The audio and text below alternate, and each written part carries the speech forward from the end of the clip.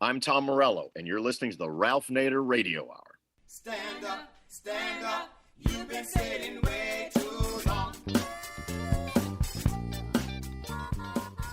Welcome to the Ralph Nader Radio Hour. My name is Steve Scrovan, along with my co-host David Feldman. Hello, David. Hello, Happy New Year. Yes, Happy New Year to you. Hope you've had a great holiday. And guess who we have here, David? You'll never guess who's joining us today. Ralph Nader? Yes, it's the man of the hour. Ralph Nader is here with us. The show's named after him. Surprise. So hello, everybody. Surprise. And today has been kind of a tradition for us to, at the very end of the year, kind of look back at the setbacks, the progress we've made, but also with an eye to looking forward to 2022. So that's what we're going to do this year. It'll be kind of a free-form, old school, like when we very first started the show, is me and David talking to Ralph, and then we started having guests, and this is going to be going back to that original concept here. Then after we kind of do our little year review, get Ralph's thoughts, we're going to try to empty the mailbag. Got a lot of questions, many of them in written form that were left over from our Zoom episode a couple of weeks ago with Richard Panchik, because a lot of questions did not get quite answered there. And as always, somewhere in the middle, we'll check in with our tireless corporate crime reporter, Russell Mokhiber. But first, let's pay tribute to a couple of very important people we have lost in the past week, whose praises we'd like to sing. It's Karen Ferguson and Bishop Tutu. So, Ralph, why don't you take it from there? Well, Archbishop Tutu was a leader in the struggle against apartheid in South Africa, but a very special type of leader. He was completely nonviolent in the Gandhi tradition. He was joyous. He expressed himself joyously when he heard good news. He'd jump up and down and dance and embrace people. He was a champion for the aggrieved, the politically imprisoned all over the world. You would see his name on petitions and notices in newspapers. But I think what really distinguished him from almost all his comrades is that he didn't play favorites in terms of his stand against injustice. He was obviously against apartheid, but he criticized the ANC, which led the fight against apartheid. And when Mandela became president of South Africa, the ANC became more and more self-seeking and corrupt. And to actually criticize the ANC was almost unheard of by any black people in South Africa. He criticized Mugabe, the dictator of Zimbabwe. He criticized the Israeli oppression of the Palestinians and their dispossession and their theft of land, and with some specificity. So that's the sign of someone who doesn't play favorites against some injustices, but then goes silent on other injustices. And he's to be revered and remembered and emulated. I hope that his biography is taught in schools all over the world. Now, someone a little less famous, actually a lot less famous, but also very important, is someone you knew very personally and mentored. And we just lost her a few days ago. Her name is Karen Ferguson. Tell us about Karen Ferguson, Ralph. Well, Karen Ferguson came to us in the early 1970s. She had graduated from Harvard Law School in 1965. And we had a number of really forthcoming superstars in a room. And I sat in the middle, and it was in the early summer.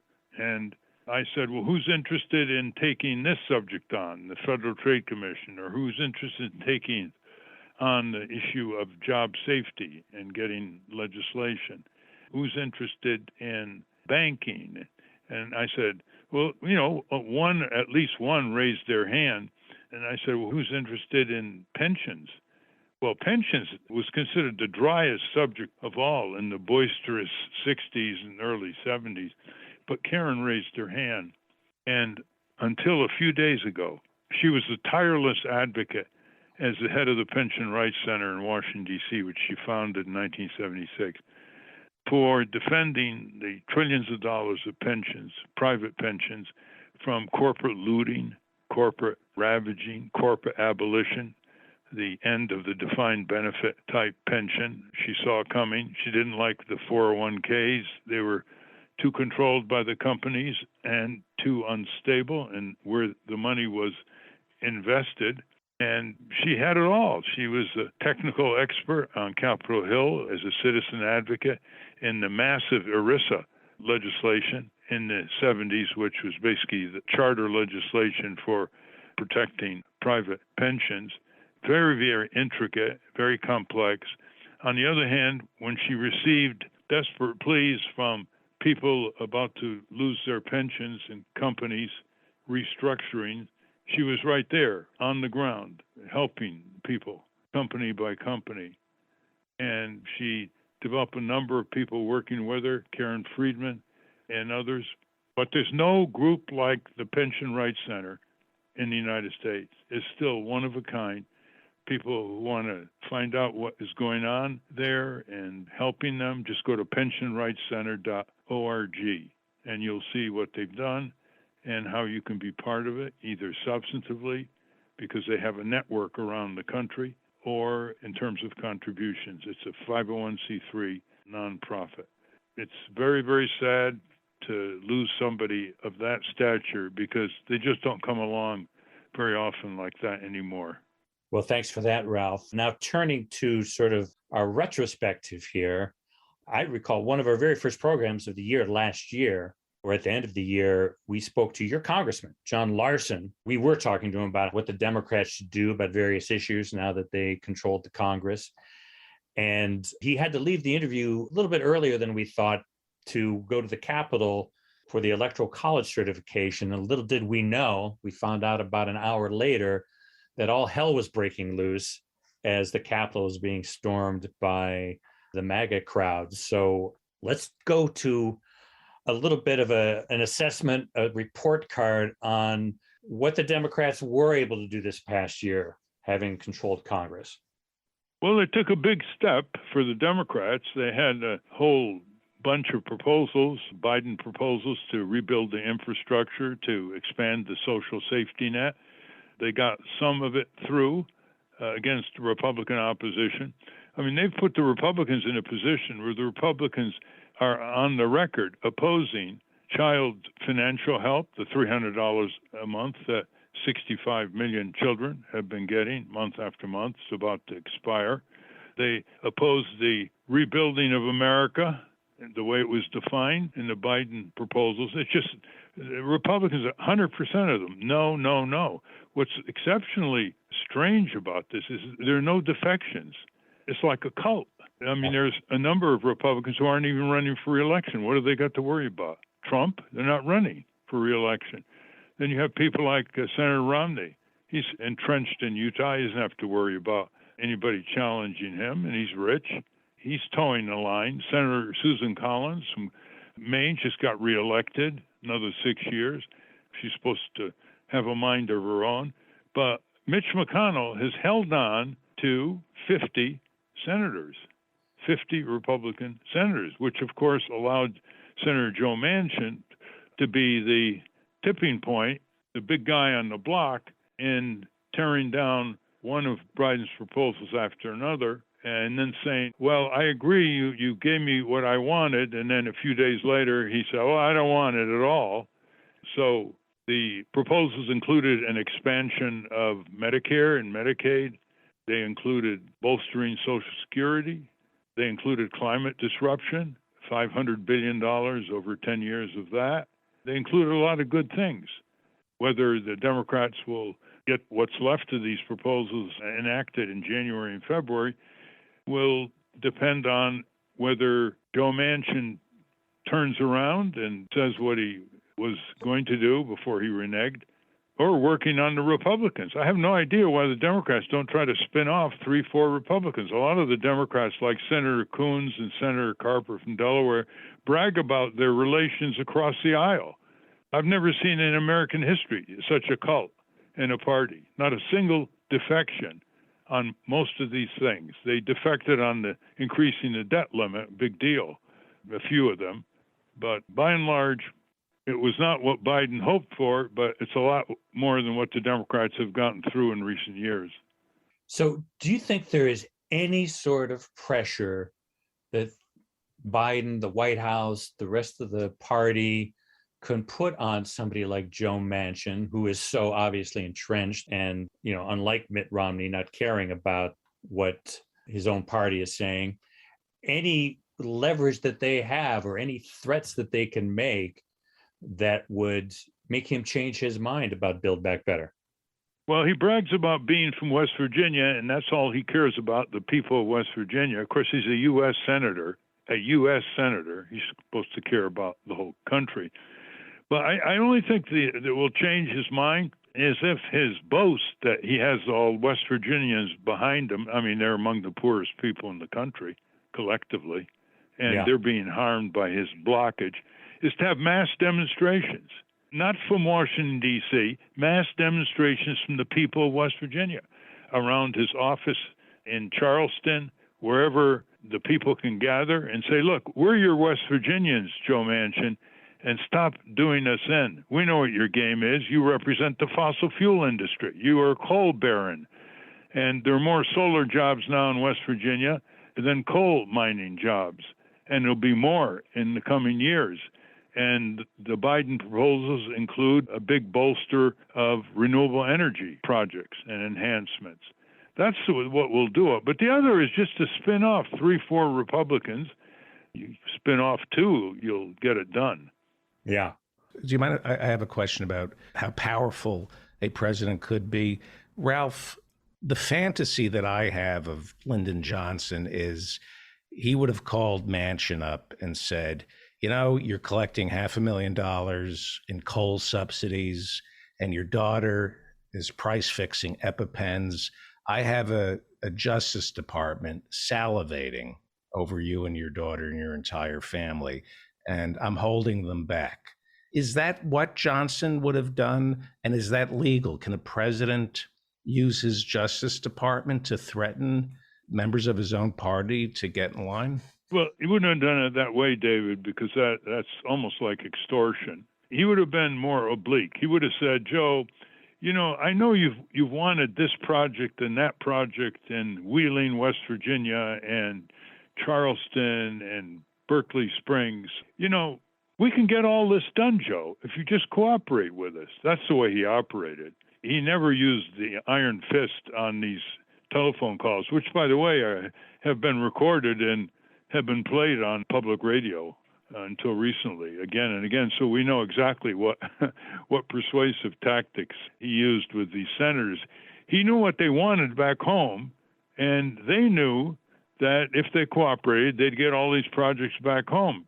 I don't think that's going to work with Manchin because he's going to get these projects if he supports the Biden proposals, the infrastructure projects. There's something else at work here. And what's at work here, it's not just Joe Manchin. He's the point man for one of the most powerful, aggressive industries in America, oil, gas, coal.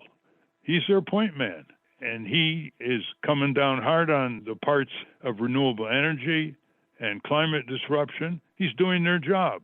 So I think the best approach is ordinary West Virginians organizing in a whole series of demonstrations, and because they can connect with all these things that benefit them. So the placards can basically reveal the various job offerings and the various better livelihoods that are in these proposals. And shall we say, show Manchin for what he really is, not representing the people of West Virginia. He's representing ExxonMobil and Peabody Coal. And so that's one, but I just think the backup is just spin off a couple of Republicans who aren't running again for office. So, Ralph, I started by talking about having an interview with John Larson just before he went to the Capitol where the insurrection happened. You want to tell us about an op-ed that you read in the Washington Post by a couple of generals who are speaking to that and the possibility of insurrection in this country. Indeed. Actually, 3 generals, Paul Eaton, Antonio Taguba, and Stephen Anderson. And this is an extraordinary article. It's titled, "The Military Must Prepare for 2024 Insurrection." And it's not what you might think it is. It's basically an article showing that the Pentagon cannot wait. They have to prepare to educate their people about the Constitution, the oath of the Constitution, about their proper role. And the quote is, all service members take an oath to protect the Constitution, but in a contested election with loyalty split, some might follow orders from the rightful commander-in-chief, while others might follow the Trumpian loser. Arms might not be secured depending on who is overseeing them. Under such a scenario, it is not outlandish to say a military breakdown could lead to civil war.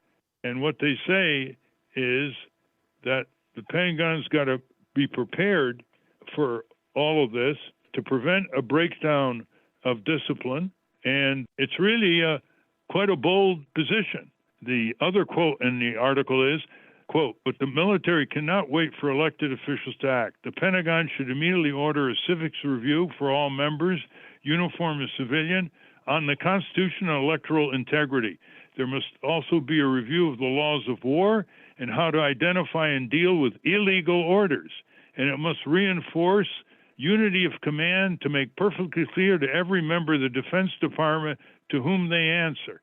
No service member should say they didn't understand whom to take orders from during a worst-case scenario. And then they go into how to head off the signs of an insurrection to overturn the 2024 election. This is quite remarkable. And I think people who are interested in it should read it. Just pull it down, December 21st, 2021, Washington Post. And the lead author is retired General Paul Eaton, E-A-T-O-N. Well, that really is scary because we have always depended on the ethic and the code of conduct of our military, which has historically been different than most other countries and regimes, where there is that acceptance of civilian control. And you have these three generals now who are saying that is not a rock solid guarantee. And to fortify what you just said, Steve, is another quote in the article. Quote, the potential for a total breakdown of the chain of command along partisan lines from the top of the chain to squad level is significant should another insurrection occur. The idea of rogue units organizing among themselves to support the, quote, rightful, quote, commander-in-chief cannot be dismissed, end quote. So this is what's going on here, and it's quite clear that these three retired generals are not alarmists.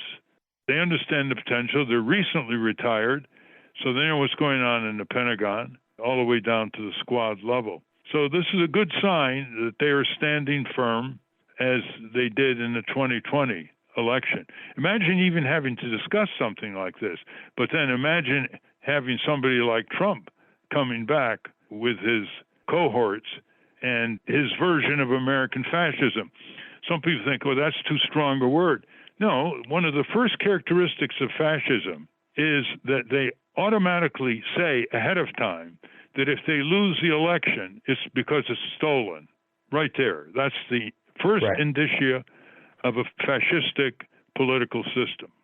The messaging here is really interesting because I was actually talking to President Public Citizen Rob Weissman yesterday about the mail that they receive. And you can see it on Twitter, you can see it on all the social media, where, especially in terms of vaccine mandates, and I get these Heritage Foundation emails. Somehow got on their mailing list, and I don't unsubscribe because I kind of want to know what they're talking about. And they use the language of authoritarianism. They're fighting authoritarianism. In other words, a public health mandate is taking away your freedoms. It really is an Orwellian sort of use of the language where these fascistic elements are saying, no, we're the ones fighting fascism. It's these other people who want to take away your freedoms. And if they can convince enough people of that, it's like both sides are fighting the same concept of authoritarian fascism, but one is fascist, one isn't. Yeah, which side is suppressing votes, purging voters, harassing voters in discriminatory manner, state after state? And which part of this equation is trying to defund the IRS and aid and abet tax evasion by the rich and the powerful. What's emerging here, Steve and David, is basically a new kind of fascistic oligarchy wanting to take over the political system and doing the bidding of an existing extraordinarily powerful corporate plutocracy. So this is what Trump actually did when he was president. He spread suppression of regulation for health and safety, tried to turn the government into a profit center for his cronies, but at the same time that he was violating all kinds of criminal statutes, the Hatch Act, the anti-deficiency law, shoveling around money without congressional authority, defying over 120 congressional subpoenas, engaging in a dozen clear impeachable offenses day after day. He was open about it. He was brazen, unlike Nixon, hovering in a corner saying he's not a crook. At that same time, he was making peace with his other interests, which is his corporate pocketbook, and he was deregulating. Wall Street loved that. He was giving them huge tax cuts. Wall Street loved that. And he was getting right-wing corporatist judges throughout the federal judiciary all the way up to the Supreme Court. And Wall Street liked that.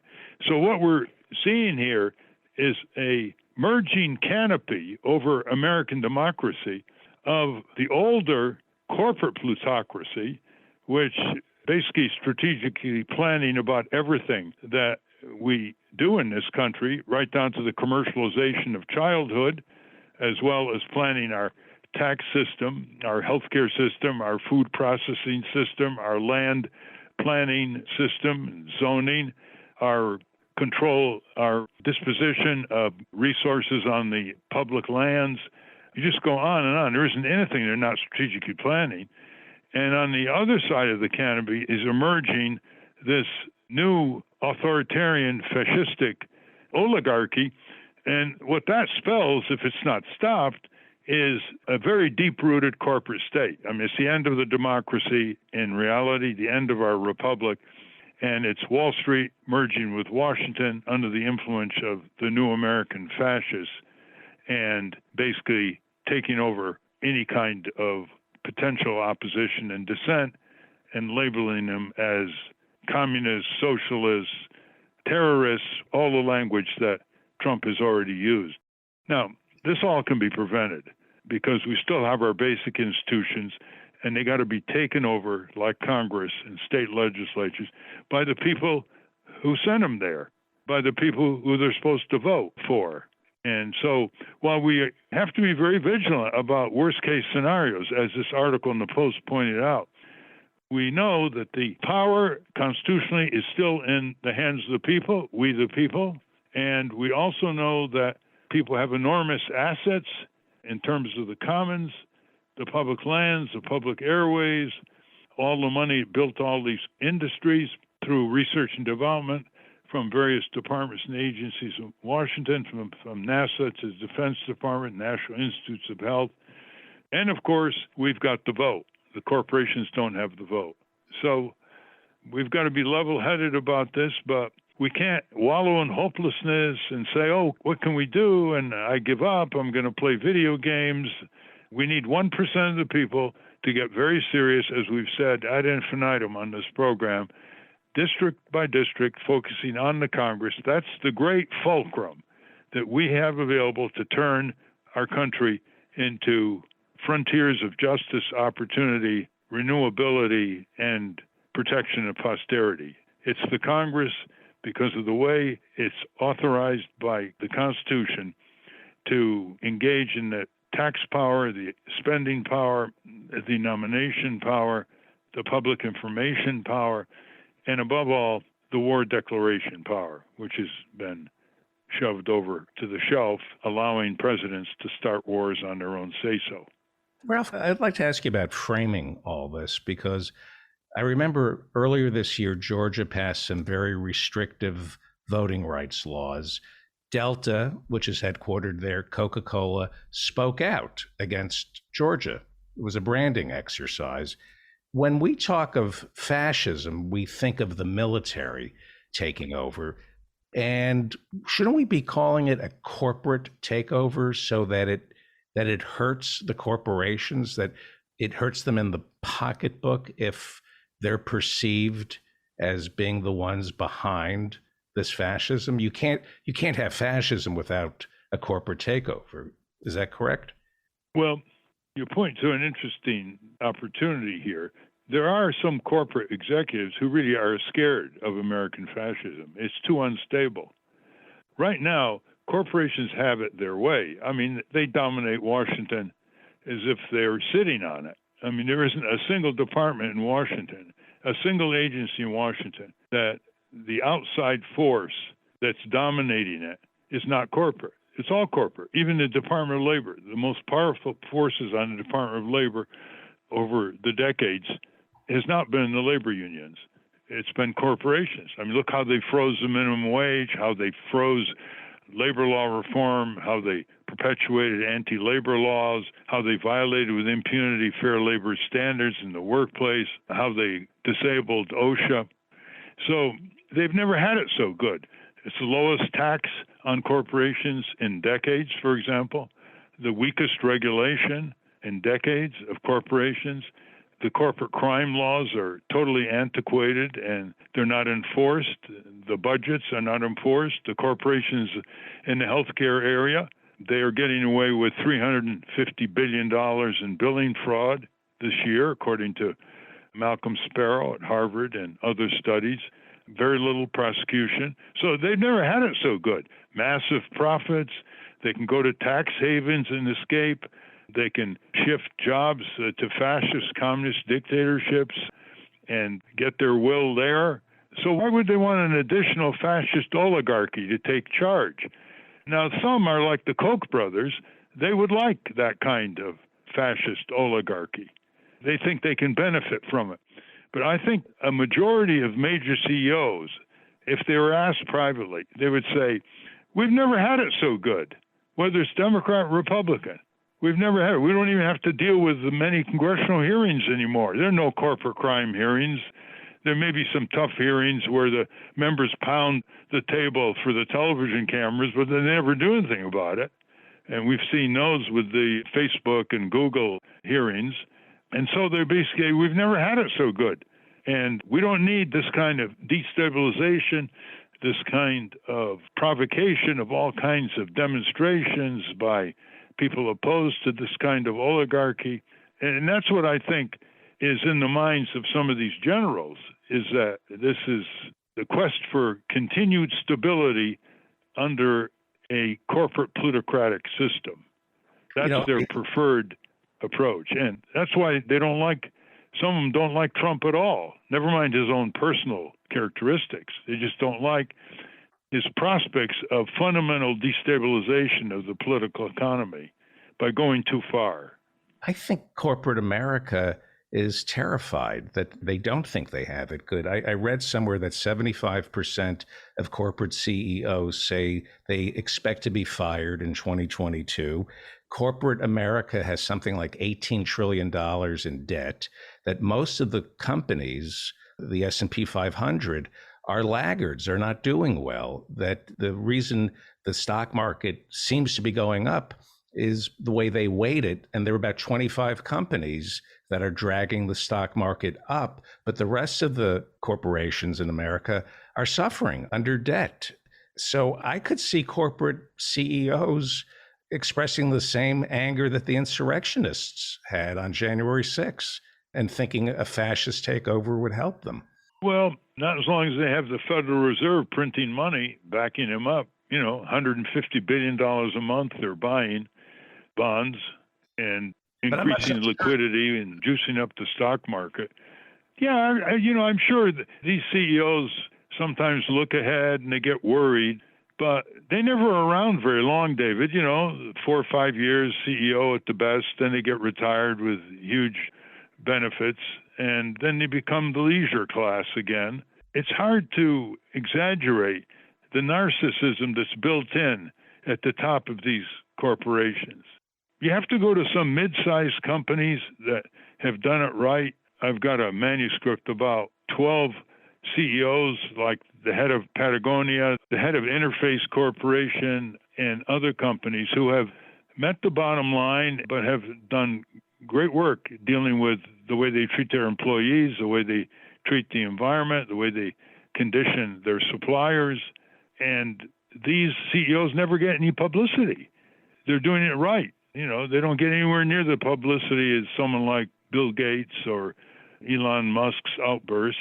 And so we've got to get these new standards that we have already seen in these mid-sized companies and give them much more coverage, because these standards are very consonant with an economic democracy. They're very consonant with a competitive economy. They're very consonant with a respect for the environment. And they're very consonant with the proper role of workers in these companies and the rights of workers.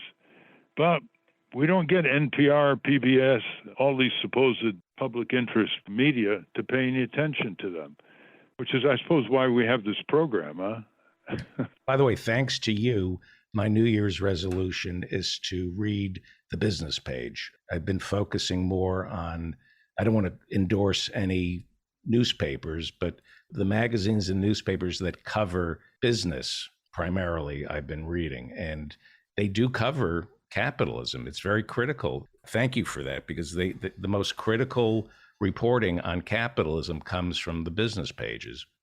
As I've said before, you know, we're living a golden age of muckraking books. Those of you who want a big list of recent books critical of corporations, I had a column a few days ago. Go to nader.org. You can sign up for the column and get it automatically free. But it made the point there are about 60 books that have come out recently, tremendous, on one company or one industry after another, very well documented critical books, and nothing happens. And the same with all these documentaries. I mean, we have 10 times more critical documentaries of power structures in our country and world than we had 30, 40 years ago, and almost nothing happens. And that's because all these people back home who are very concerned about the future of their country are not organizing the way they should and getting a foothold by focusing on Congress, which is the purpose of the Congress Club. Otherwise, they'll be so overwhelmed due to their sensitivity to injustice that it will freeze them and turn it into a kind of hopelessness. Well, Ralph, we did have some good news on the corporate crime beat a couple of weeks ago. Actually, earlier in December, we spoke to Ryan Hampton, who is an activist fighting Purdue Pharma, which got a settlement that penalized them a significant amount, but shielded them from civil lawsuits. And just a couple of weeks ago, a judge overturned that settlement because the judge claimed that they could not be immune from civil lawsuits. So that's a piece of good news. That is, if the appeal is upheld. I thought it was over, and I wasn't the only one, that Purdue got away with it, and that Sackler family got away with it. So maybe there's a possibility that there's some state attorney generals, including the state attorney general from Connecticut, who is holding out and not caving in to the settlement. So we'll see what happens. And looking ahead, I wanted to ask you about the state of the Boeing 737 MAX investigations. What can we expect in the new year on the Boeing crime beat? Well, I think we're going to expect a more assertive position by the FAA. They've already signaled their displeasure in formal letters to Boeing, saying that Boeing is at it again, speeding up the production line, pushing inspectors to the side, or reassigning them if they object for the 737 MAX and the Dreamliner, the 787. So those are two tough letters by the FAA, which gives the public a lot of good material to use in trying to hold Boeing accountable. The litigants for the families have filed a intervention in the Justice Department to reopen the deferred prosecution, which was a sweetheart deal between Trump's Justice Department and Boeing just a few days before Trump left office. So maybe something will come out of that. And the litigation itself, it's mostly heading for a private settlement, unfortunately. I don't see any cases yet scheduled for trial. There's no trial date. They first cut a deal with the defense lawyers, the plaintiff lawyers, and then they go to mediation.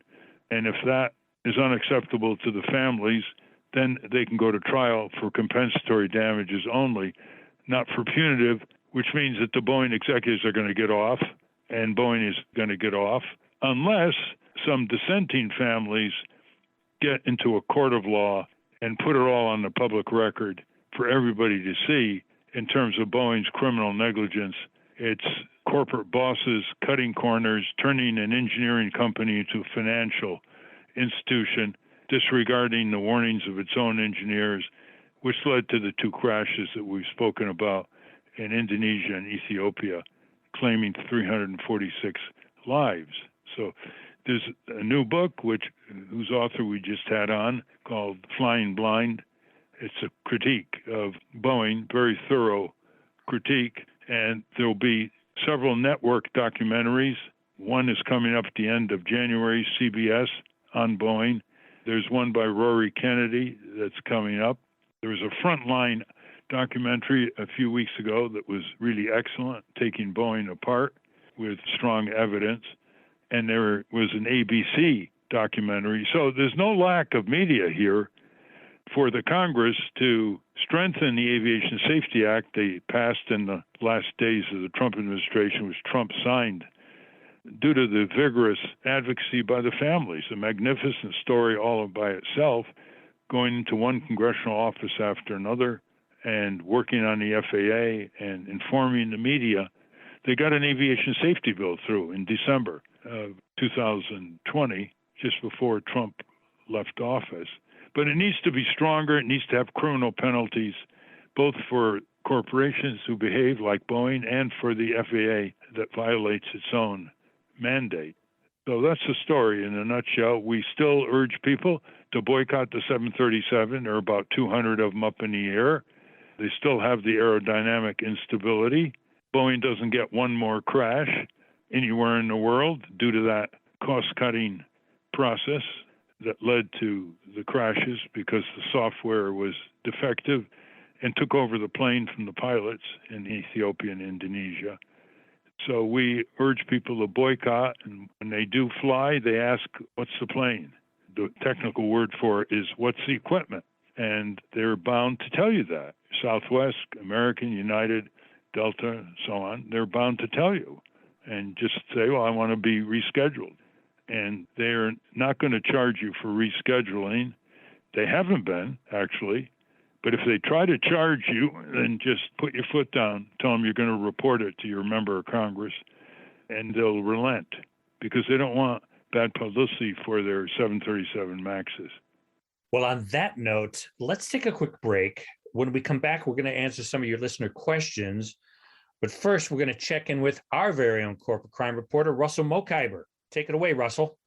From the National Press Building in Washington, D.C., this is your Corporate Crime Reporter Morning Minute for Friday, December 31, 2021. I'm Russell Mokhiber. 52 members of Congress have failed to properly report their financial trades as mandated by the Stop Trading on Congressional Knowledge Act, also known as the STOCK Act. That's according to a report from Business Insider. Congress passed the law in 2012 to combat insider trading and conflicts of interest among their own members and force lawmakers to be more transparent about their personal financial dealings. A key provision of the law mandates that lawmakers publicly and quickly disclose any stock trade made by themselves, a spouse, or a dependent child. But many members of Congress have not fully complied with the law. They offer excuses including ignorance of the law, clerical errors, and mistakes by an accountant. For the Corporate Crime Reporter, I'm Russell Mokhiber.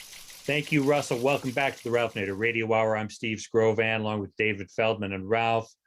Hey, let's answer some questions. David. Ryan Murphy asks, in How the Rats Reformed the Congress, regarding the list of 24 necessities of life, can you point to existing basic legislation covering those such that I could access it, provide them to my Congresspeople, and urge them to pursue their passage? Thanks. Well, I'm so glad you're reading my fable, How the Rats Reformed the Congress, because it's designed to make people laugh themselves seriously And most of the book is all the ways people used in this fable to take control of their Congress. And none of them are theoretical. None of them are that extraordinary. It's just a group of people who multiplied their efforts and took back control from the corporations of their Congress. And a lot of the necessities, they already have legislation, Ryan. For example, living wage is one of the necessities. Health insurance, one of the necessities. Renewable energy is one of the necessities. So there are already existing bills. And one thing members of Congress will reply is if you say, can you tell me if there's a pending bill in Congress covering, and then you give them the name of the necessity. And they like to do that. That's easy. They may not like to respond to your corporate crime enforcement letters, but they do tell you what bills. And I'm sure there's a database where you can find out yourself that Congress has put up in terms of pending legislation.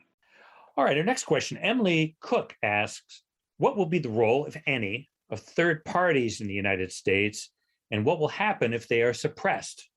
Ralph, you should know something about this. Well, first of all, they've already been suppressed, not declared illegal, but they've been blocked from getting on ballots. They're blocked from getting on the debates with their candidates from the two other parties, and they're blocked from the media. So they are, in effect, suppressed. They don't have a chance to have a chance. If nature behaved that way, seeds would never produce yearlings.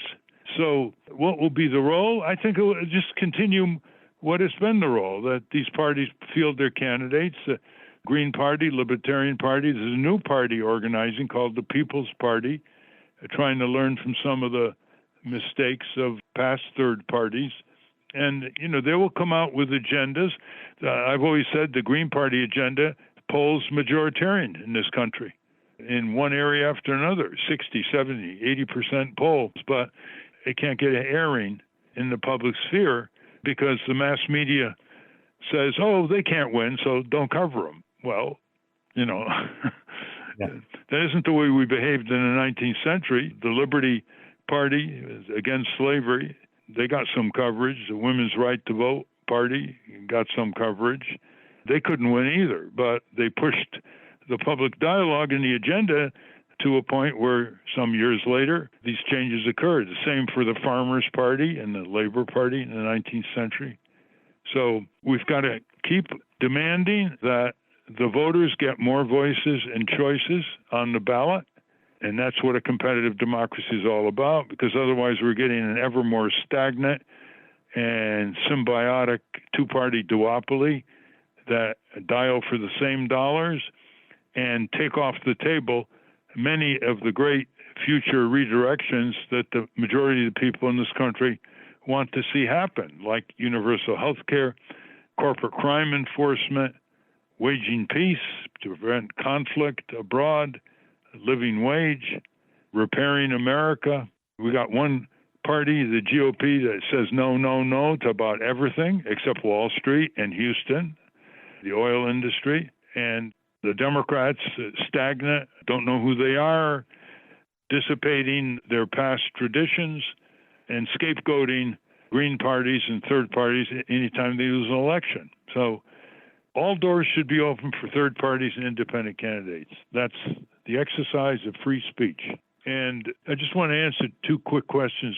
Question from Rosemary Sawden asks, quote, whistleblowers in journalism are now being punished, which prohibits the truth from being exposed. What's the answer? End quote.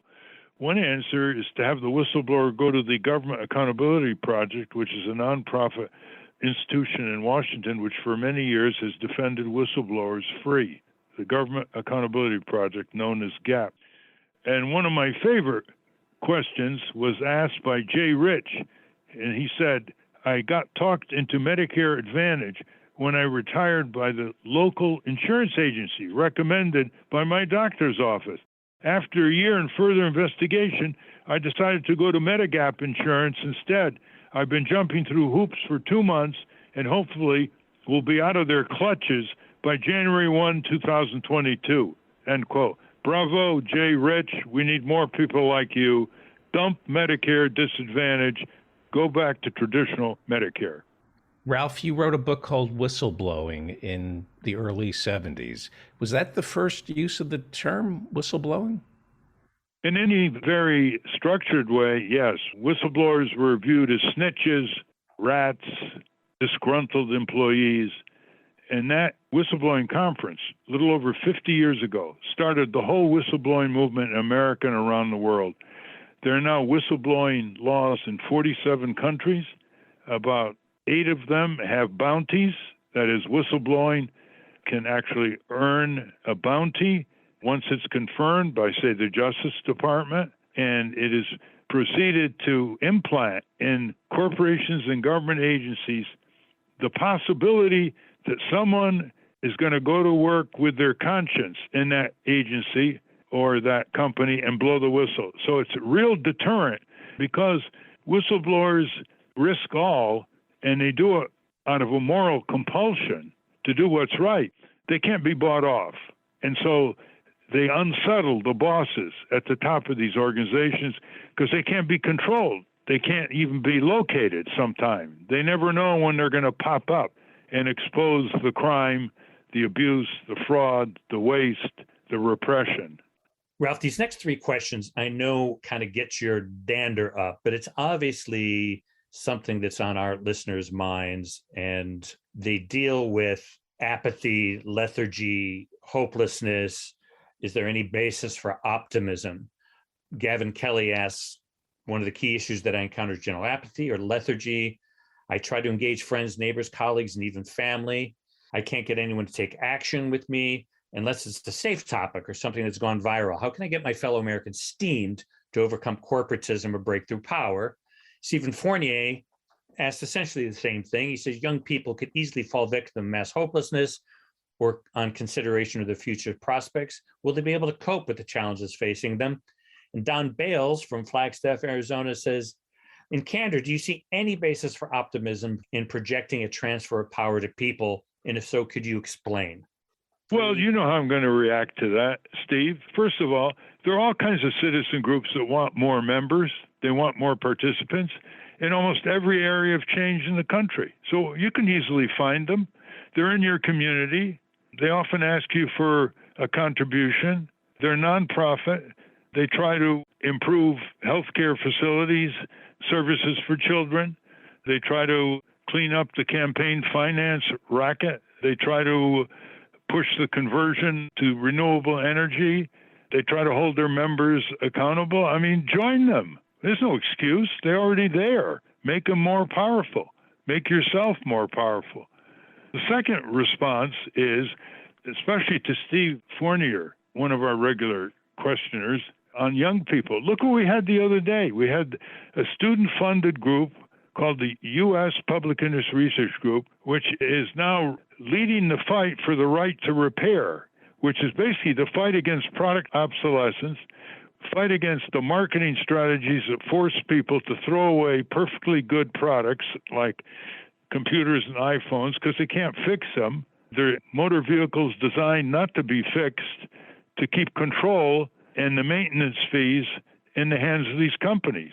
Well, now they got Apple to say they're going to provide a manual on how to fix some of Apple's products. That's a big win for the U.S. Public Interest Research Group, supported by college and university students all over the country. They have a staff in Washington, and they have groups like New York Public Interest Research Group, California Public Interest Research Group.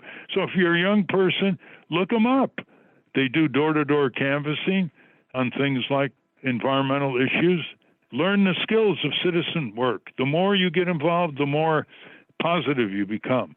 The more you get involved, the more expert you become, right? You want to start learning how to play bridge. You're not an expert on the first day, but the more expert you are, the more you like to play bridge. Well, play democracy. And for those who aren't convinced, Steve and David, you know, we have the ultimate opportunity for them. They can join the American Society of Apathetics. And all you got to do is go to our website and you will see the oath of the apathetic. There's no admission fee. You don't have to lift a finger. Just declare the oath of the apathetic and you're an automatic member. I don't know, Ralph. You may be asking too much there. All right. True Hunt asks, how can I work with Ralph to create a masterclass on how to build watchdog groups for my organization? And Stephanie Tucker asks, Ralph, do you have a citizen advocacy course that you teach or a video course? If not, would you consider it? Well, we need entrepreneurs to pick up the ball here. We'd like to have these kinds of webinars. We'd like to have these kinds of groups all over the country. But we're not in a position to do that. We've got our hands full. But we need entrepreneurs to do that. Just like the people who in the commercial area, they start a McDonald's in Illinois and they spread it all over the country. We need people who can start these civic training courses, what you call a master class on how to build watchdog groups in local areas. And because of Zoom, they can hear from some of the most accomplished practitioners in this area.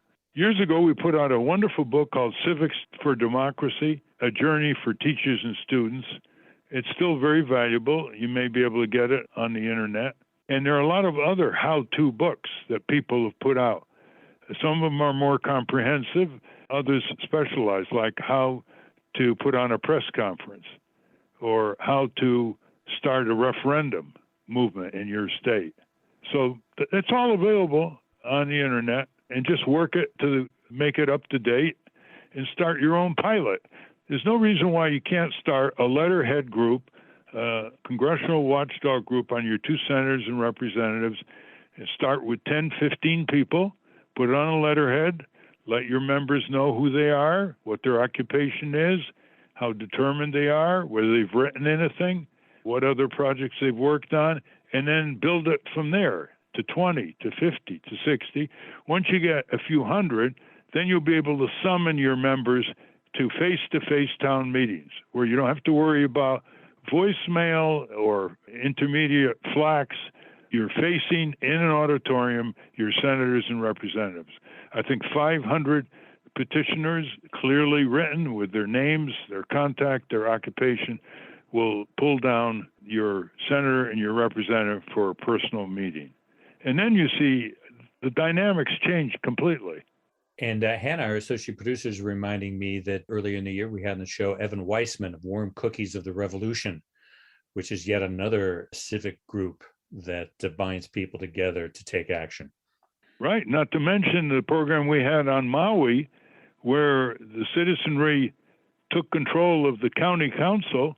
In 2018, they won 9 out of 16 seats. In 2020, they increased to 14 out of 16 seats and replaced corporate rule. Their model was replace corporate rule with people rule. And they did that by persuasion, organization, door to door. And they defeated these powerful corporations who were plundering Maui, the big landowners, the big tourist companies, the companies that basically exploited the workers, contaminated the environment, controlled the water sources from being properly distributed around Maui, which is a big question there. And now they got 14 out of 16. There it is. Reclaim Democracy is the book, and you can download the podcast and get all the information from the leader and also get a copy of the book where he outlines exactly how it happened. Yeah, that was Paul Deloria. And just to close out here, Ralph, I just want to sort of go back and continue on this theme because we've had some great doers on the show during the course of the year. We've had some great authors, but then we also have some great doers.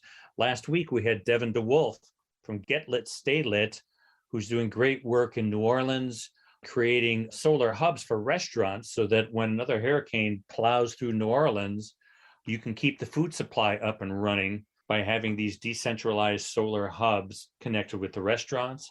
We had Winona LaDuke, who was talking about their progress in hemp farming now that hemp has been decriminalized. We had Joseph McNeil from the Standing Rock Sioux tribe, who told us about the Mpitu-Wee wind farm that they were building and trying to finance at Standing Rock. We spoke about Evan Weissman. We had Miranda Massey in the Climate Museum, talking about the Climate Museum and how important it is to gather the information into one place, much like the Tort Museum that you founded, Ralph, to educate people to what their power really is. And we also had Kate Tillow of Nurses Professional organization, who spoke to us about Medicare Disadvantage. So we've had some great guests, authors, and doers.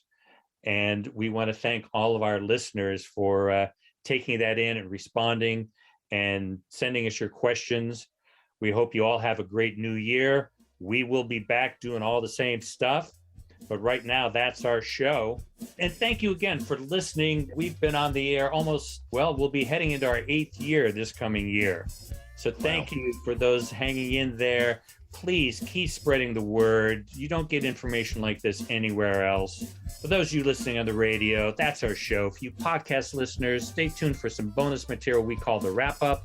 A transcript of this program will appear on the Ralph Nader Radio Hour website soon after the episode is posted. Subscribe to us on our Ralph Nader Radio Hour YouTube channel. And for Ralph Nader's weekly column, you can get it for free by going to nader.org. For more from Russell Mokhiber, go to corporatecrimereporter.com. And the American Museum of Tort Law has gone virtual. Go to tortmuseum.org to explore the exhibits, take a virtual tour, and learn about iconic tort cases from history. And be sure to check out their latest program on how advocates are going to court to confront the climate crisis. All that and more at tortmuseum.org. Ralph Nader wants you to join the Congress Club. Go to the Ralph Nader Radio Hour website, and in the top right margin, click on the button labeled Congress Club to get more information. We've also added a button right below that with specific instructions about what to include in your letters to Congress. The producers of the Ralph Nader Radio Hour are Jimmy Lee Wirt and Matthew Marin. Our executive producer is Alan Minsky. Our theme music, Stand Up, Rise Up, was written and performed by Kemp Harris. Our proofreader is Elizabeth Solomon. Our associate producer is Hannah Feldman, our MVP. Our social media manager is Stephen Wendt. Join us next week on the Ralph Nader Radio Hour when we'll welcome single-payer activist Kip Sullivan to discuss the privatization of Medicare, and ProPublica journalist Marshall Allen to talk about his new book, Never Pay the First Bill. Thank you, Ralph. Thank you all. May you all have a safe, civically active 2022 New Year. Hi, this is Jimmy Lee Wirt, producer of the Ralph Nader Radio Hour, and welcome to the Wrap-Up, where this week we're going to be featuring audience questions from our recent Zoom conference held a few weeks ago. Our next question comes to us from Karen Engstrom. It's for Richard about another option for empowering young people. I was wondering, Richard, I'm very interested in your book. I had students who wrote legislation they wanted 14 and up to vote for school boards. And they had a senator who submitted that to Washington State Senate. But it died because the senator who was supporting that passed away. But what do you think about someone, when I brought it up before my union, the Seattle Education Association and Washington Education Association, and I was amazed at how the teachers were against it. But what do you think? There is a movement in Maryland to do that. And what do you think about 16-year-olds voting for local elections of some variety or another? I think it's something that could be looked into for sure.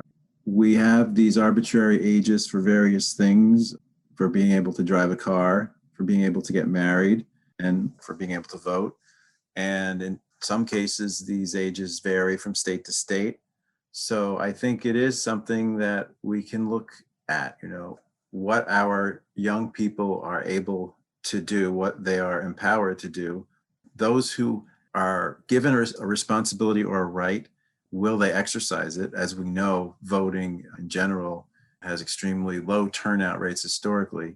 So I would say that for those who worry that this is a power that will be abused, I think those who are upright citizens and who have learned and who have questioned and who are interested in making a difference will be the ones who use that right, if something like that were to be enacted.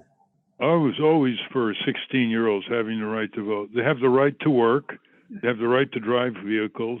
That should be enough. If they can work in a factory, or they can work on a farm, or they can work in a foundry, They should have the voice. And by the way, when you give 16-year-olds the right to vote, they're even more exuberant about it than 18-year-olds because they really feel like they're treated with adult respect. I think Tacoma Park in Maryland is dealing with that problem, but at the local level. Some states allow it to be done locally, and some states say only at the state level. Thank you. So our next question is about corporate toxic capitalism, and it comes to us from Andrea Lingenfelter. Well, it's basically about what's Ralph's opinion about capitalism today in the U.S., the toxicity of it, the inequity of it, and whether he's basically somewhat of a socialist or at least leaning that way at this point. Let me clarify that. Yeah, thanks for the question. First of all, I always use the word corporate capitalism to distinguish from small town business capitalism. My father ran a restaurant. He was a capitalist. But the corporate capitalist of giant corporations is a completely different genre. It's not only different in quantity, it's different in quality of what they can get away with. And I mean, they can get away with socializing their losses, socializing their crimes on the backs of U.S. taxpayers. So corporate socialism is really one of the most active behaviors in Washington today, shoveling out handouts, giveaways, subsidies, bailouts, special market privileges, monopoly powers. It's endless. And so they are not entitled to claim the virtues of small capitalism where the market determines, where if they don't do the job, they fail. They don't go to Washington for a bailout the way Wall Street did and all the big corporations do all the time. So I think we need to realize socialism is pervading every nook and cranny of daily giant corporate capitalism. They can't survive without the government giving them all kinds of handouts, giveaways, grants, subsidies, bailouts, non-enforcement of the law, and on and on. And that is why I decry the Democratic Party, because they've never raised it as a political issue. They benefit from it in terms of campaign contributions. Now, the people of Maui and Hawaii, they were under the heel of these large plantation corporations for 120 years because these corporations controlled the county council. And a handful, about a dozen people said they were going to do something about it 3 years ago. And they elected 9 out of 16 in 2018. The corporations and the big tourist hotels counterattacked and spent all kinds of money to defeat them in 2020. What happened? The people elected 14 out of 16.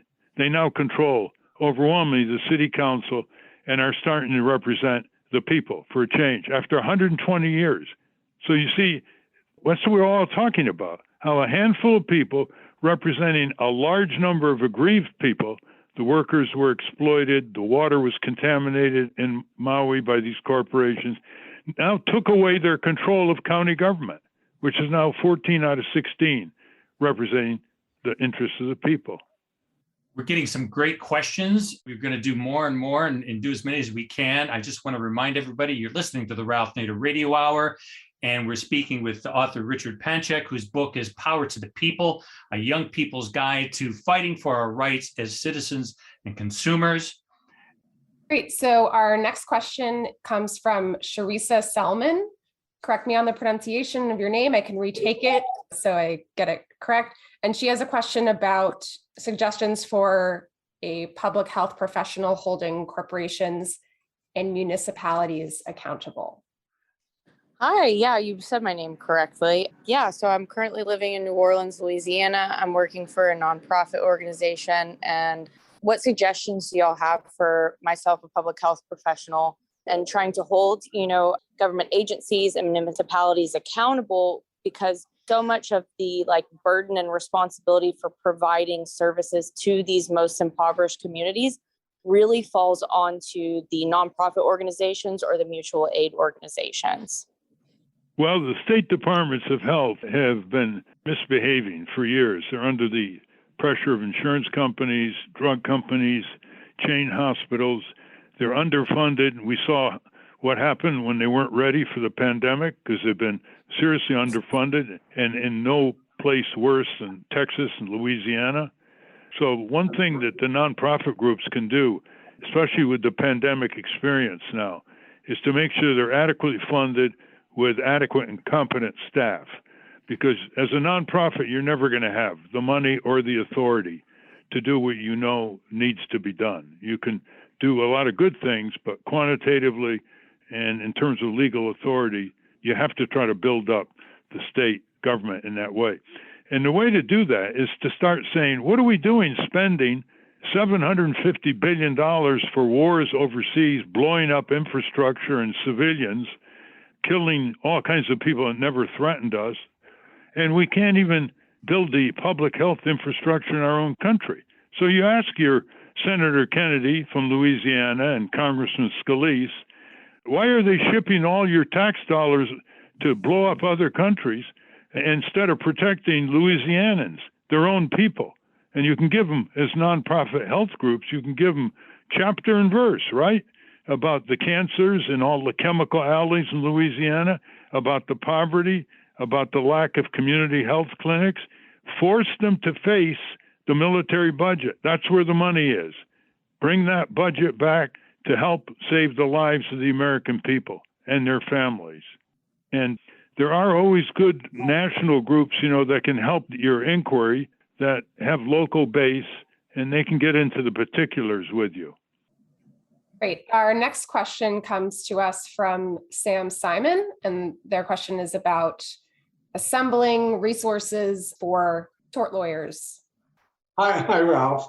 Good to see you. Hi, Steve, and from the 1970 cohort. I'm sure with Ralph back then. What came to mind is we talked about the tort law, and I put in the chat, is I wonder if there is a project perhaps creating resources so consumers can find lawyers who can take cases that have meaningful impact. I think part of the barrier today is that people think you need to be suing for tens of millions of dollars, and that for the everyday kind of case that I think we're talking about, it's hard to find lawyers who can be helpful, who don't have to have $1 million contingent fee and willing to help on the local level. And I think a lot of local lawyers and perhaps starting lawyers would love to be included in such a book. So I don't know if it exists, but maybe throwing it out as a suggestion. Well, Sam, for most cases, lawyers don't go on a contingent fee. So most people can't afford lawyers. That means if they have a housing problem, a health problem, a transit problem, a contractual problem, they can't afford the lawyers. And so the two solutions to this, one is legal services for the poor. Edgar and Jean Kahn were law students at Yale. They wrote a law review article. They went to Congress, and in the 1960s, they passed legal services for the poor, and now there are 5,000 lawyers all over the country providing legal services for the poor. The other aspect has been a stop-and-go situation, which is legal insurance. Just like people have health insurance, sometimes people have argued that that should be one of the benefits of the workplace, that they have legal insurance, and so they can afford a lawyer because they're insured to get a lawyer. But that hasn't gotten the level of organizational expertise that it deserves. The third is, of course, something you know about, Sam. It's pro bono, where the lawyers take a certain percentage of their time, since they are privileged monopoly users of the courts and their offices of the courts, and they just provide free service. Some firms have said, they should provide at least 10% of their time representing people who can't afford a lawyer. But we don't have high demands on the legal profession. We ought to hold them to a higher standard. They're making a lot of money these days. Great. So our next question came from Willow Curry, but they've apparently left. But it's for Richard, and I think it's worth discussing. They ask, with the competition from social media and escapist young adult fiction, how do we get a book like this into kids' hands? Well, it is a challenge, but I think everyone who's here on this right now and everyone who's going to be listening on the radio, I think it's all of our responsibilities to pass the word along and get, it will be the adults who will most likely be purchasing or be going to the library and getting this book for young people, and we need to make sure that happens. Of course, as the author, I have an interest, but I'm speaking now and taking off the author hat. And I do believe it's important to get this book in the hands of kids. And again, it's really that same principle, the 1% rule. If all of us here will spread the word, then it'll make a difference and people will read the book and pass it along, and everyone out there, kids out there, will learn these important things that they need to know. I see this book as a shield for families, listener, as a shield that the parents can use to protect their children with and open a whole new world for them of wonderment, curiosity, imagination, so they can develop their own minds without what we euphemistically call the social media pressures, inducements, seductions, narcissism. It's vile. It's changing a whole generation in the wrong way. It's like an addiction. And we ought to start using words like that. Electronic addiction, electronic molesters. Get off the children's backs. This is a libertarian issue, not just a liberal issue. And this book can serve as a confidence enhancer for parents who are wit's end. How could they control their children with this omnipresent phone in their hands? Anytime during day and night. Do you realize what we're doing to the family structure here? All for the profit of Mark Zuckerberg and these guys in Silicon Valley who are like techno-twits. They want us to move into a metaverse. This guy Zuckerberg is like an idiot savant. The metaverse, splitting people off from reality, this is why we get the politics we get, because it becomes the policies of unreality, lies, deception, like Trump, separating people from reality, inducing people to support his fantasies, his lies, his creations. So I think we really got to be very concerned here. You give a book now to a youngster, and it's like, what do you burden me for? Even a college student, you give them a book. It used to be a gift of respect. Now, it's like, do I have to carry this? At the Tort Museum, we have this sign, readers think, thinkers read. And that combination produces upstanding civic engagers from the bottom up to reshape our democratic pretensions and turn them into realities. What are we waiting for? Remember, as long as the Constitution has a preamble that starts with we the people, it doesn't start with we the corporation or we the Congress. It's we the people. We have to stop giving away our power without any strings attached to members of Congress, who are the repositories, the trustees of this enormous sovereign power. And they're selling it for a mess of passage, campaign finances, jobs after they leave office, and what have you.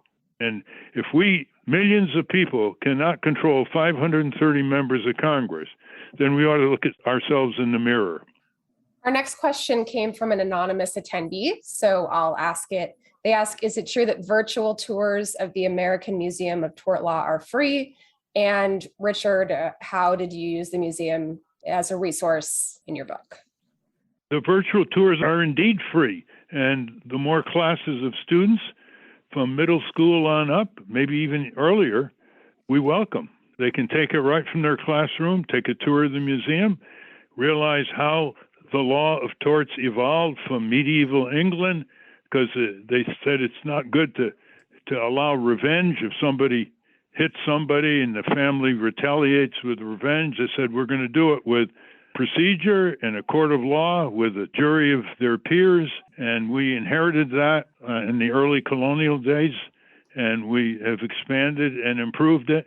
And it has that whole timeline of how first people would get compensation for physical harm, then they could get compensation for being defamed, and then they could get compensation for pain and suffering, and then they could get compensation for loss of consortium in terms of a family, and they would be allowed punitive damages for really criminal activity that hurt people. It's a beautiful artwork as well. I think the reason why it's the only law museum of any kind in the world is because they never figured out how to make it interesting. And, something other than a pile of dusty statutes and placards. The artwork is beautiful, as you'll see. And the gift shop has replicas of these cases for people who want to obtain them as works of art. In answer to the second part of the question, the museum was a resource. Just being there was an inspiration to, like Ralph was saying, to see how these things are presented in a way that's not just dusty. It's very, very live and interactive, and the exhibits jump out. And the book really benefits from the museum's existence and from some of the illustrations that are used in the museum and the cases. It really was a great inspiration having the museum as a resource, and I encourage everyone to go visit. Our next question comes to us from Margaret Walsh, and it's about the $2 Club. Hey guys, thank you. Hey, might the $2 Club work as an after-school program, maybe at the Boys and Girls Club? Thank you for reintroducing us to the $2 Club. Do we know what the $2 Club is? On the back of the $2 bill. Oh, okay, Margaret. Now I know where you're coming from.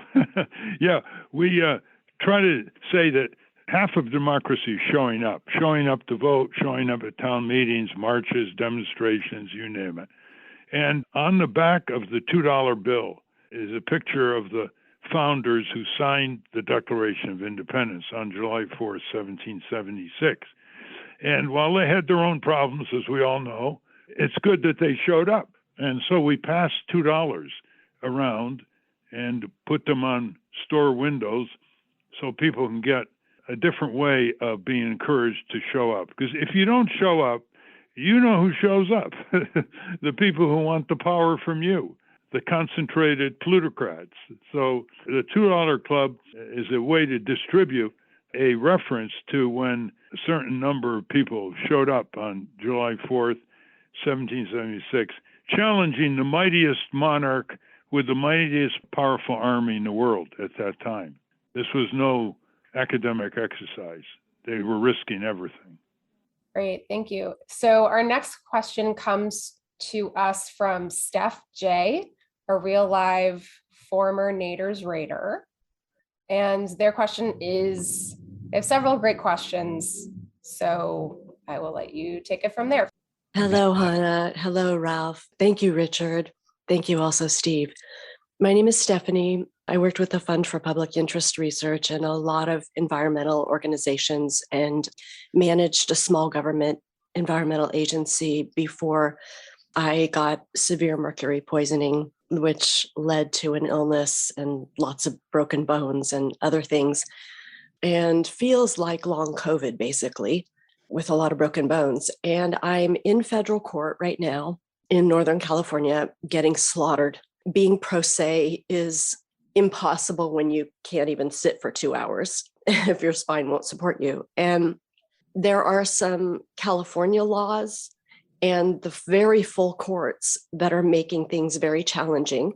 But the biggest challenge, because as Russell wrote, we don't have corporate criminal liability, is that I'm having huge difficulty with a racket between California disability plaintiffs' lawyers and a protected under California law, shielded malpractice by mediators, some of whom are former judges, and attorneys.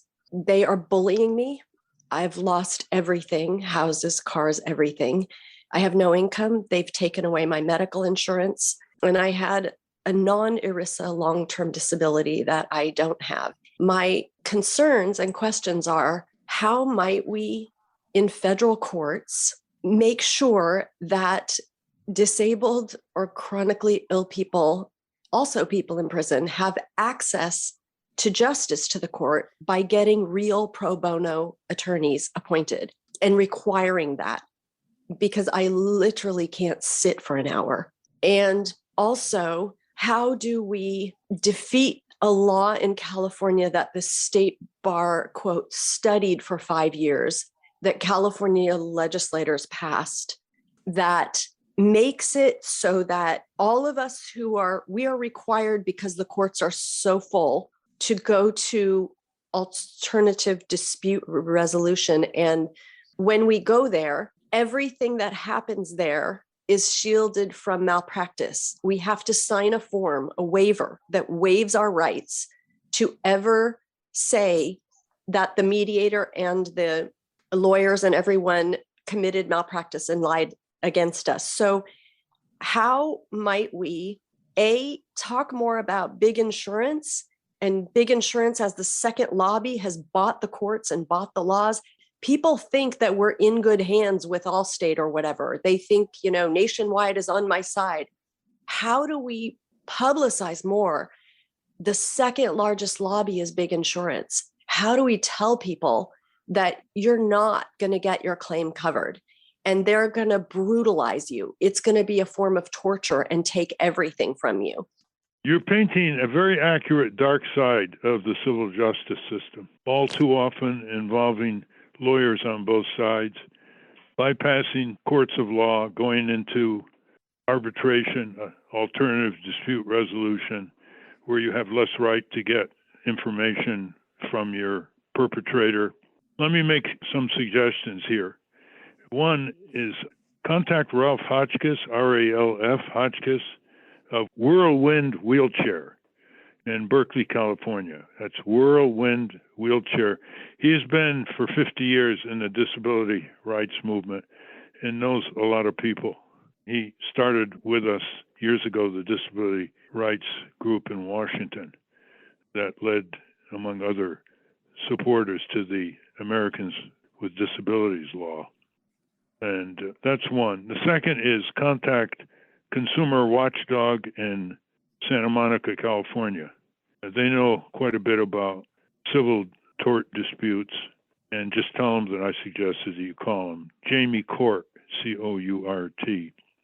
And then the third, there is a group in the Bay Area. It's called the Center for Race, Poverty, and the Environment. It's in the San Francisco area, Center for Race, Poverty, and the Environment. And they do very good work. And they can give you some good leads and good advice. You'll find some friendly people there that deals with some of the kinds of problems that you're dealing with. And outside of that, it's almost like a nightmare situation, isn't it? As you're tossed around from one place to another. And I'm very sorry for your situation. That's the dark side of the civil justice system. I'm so grateful for all the work that everyone here is doing. And I love the idea of us bringing together strange bedfellows who all care, who are all a form of patriots, to do a sort of a Congress watch. Love the idea. Thank you. So our next question comes to us from Richard McGowan, and it is about controlling processes and how to cut through corporate propaganda. Yeah, thank you. So, Ralph, you've been inspiring us to take active roles as citizens for over half a century. I wanted to thank everyone for holding this webinar today. You and Richard just described the problem of apathy earlier in your talk, and I think it has to do with propaganda, the controlling processes that your sister Laura taught me about at Berkeley 15 years ago. In addition to mobilizing mass citizens movements, and I think you guys talked about that a lot today, on the political stage, what do we do to cut through the corporate media and the propaganda, the hegemony, whatever you want to call it? We saw it fully deployed during each of your presidential runs. We saw it during the Bernie campaign, and we see it on a local level when Green candidates, third-party candidates, or the so-called progressives in the Democratic Party try to run their campaigns and enact change. What is the solution? Because apathy I see as one side of the equation, but I also see this apathy, which we've described as learned helplessness, is not generated in a vacuum. It actually comes as a result of these powerful actors, tampering down on our actual agency as citizens. What do you see the solution as? Well, there are a lot of solutions. There's no one solution because we don't have a powerful force for democratic journalism.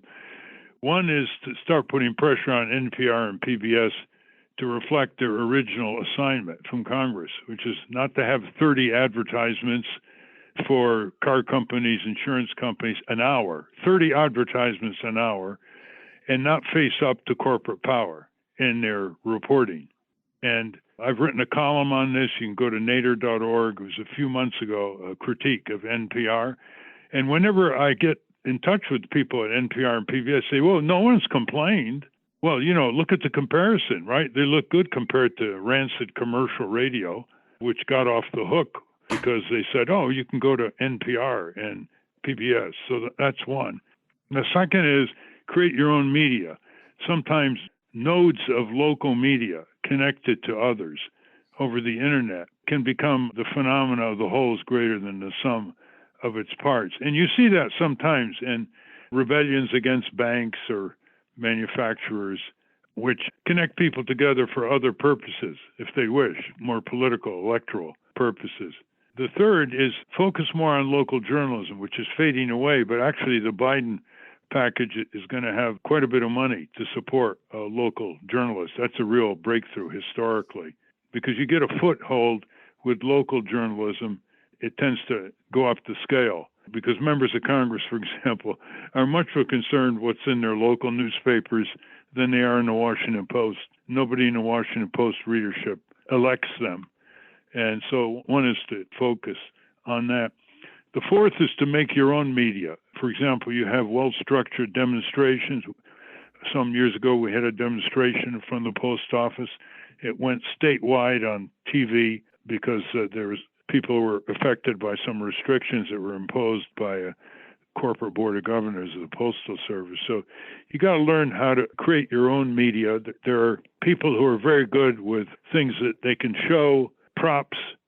Gene Stilt from Harrisburg, Pennsylvania is a genius with props, which get pictures and attention on the substantive issues. But, over the long run, we need our own media. We proposed to Congress Audience Network and basically said, look, the people who own the public airways, why are they giving up 24 hours a day to commercial media who decide who gets on and who doesn't? So we proposed that a certain amount of time go back to an audience network, which has local, regional, state, and international reporters, editors, programmers, etc. There was a congressional hearing on this, but we couldn't get anybody in the liberal progressive community to pick it up as a cause. There's almost no oversight of the Federal Communications Commission anymore. There used to be 3 or 4 groups, and there's very little now. And it's just like a commercial agent for the commercial broadcasting companies.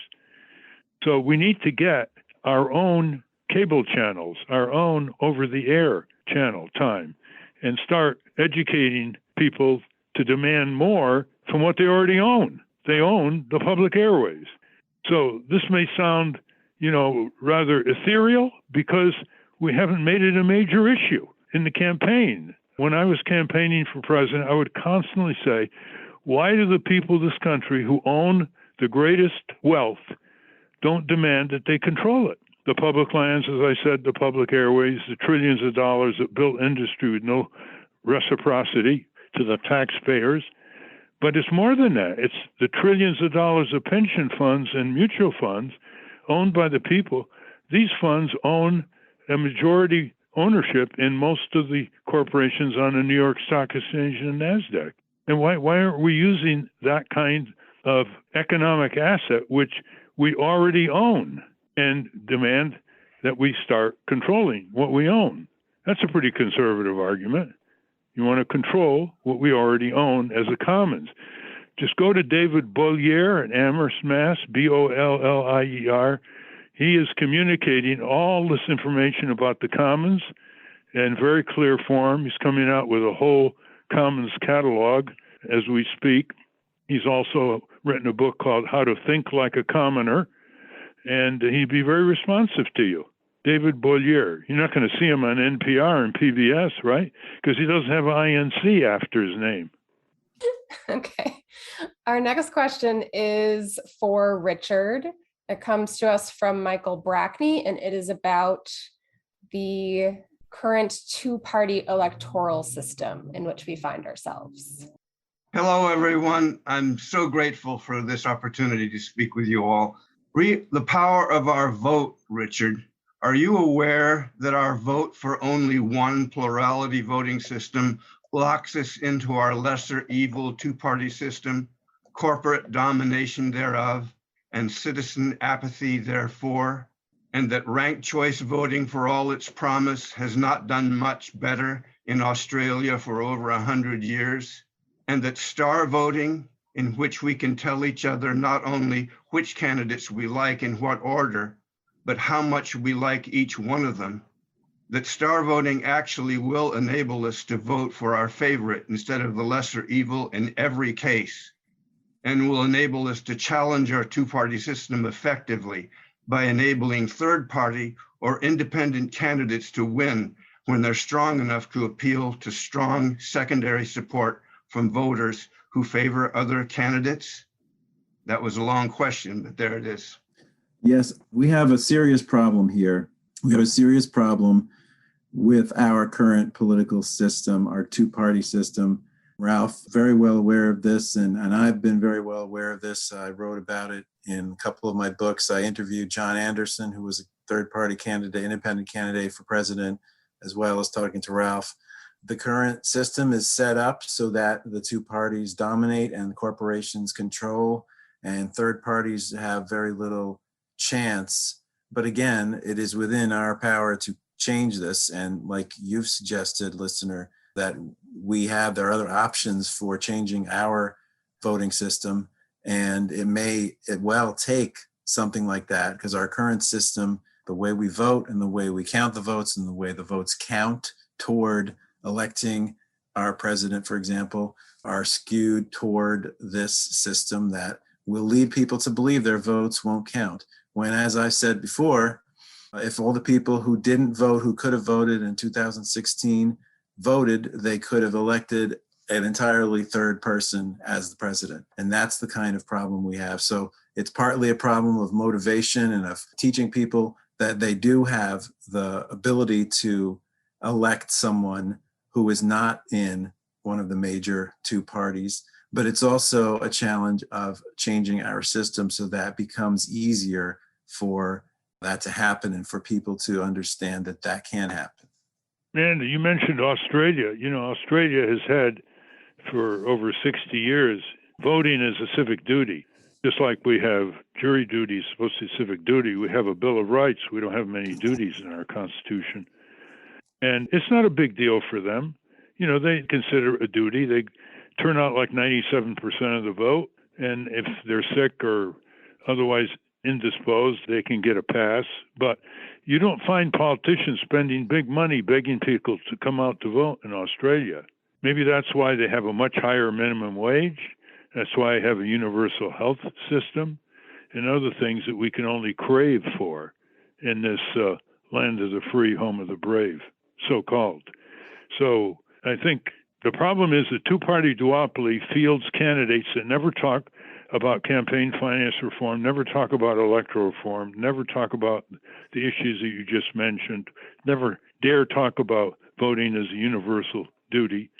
And so there's no elbow room except for third parties who get excluded from the media to even talk about this.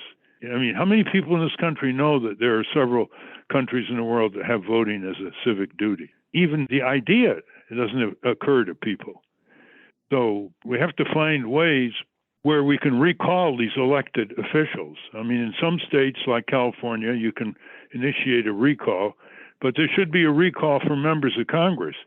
They're too secure, and most of them have very safe districts, and they reflect the arrogance of their security and the insularity and the indentured status to the commercial interest.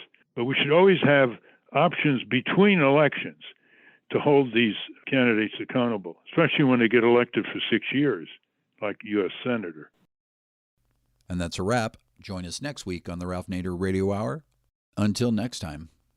Stand up, you've been sitting way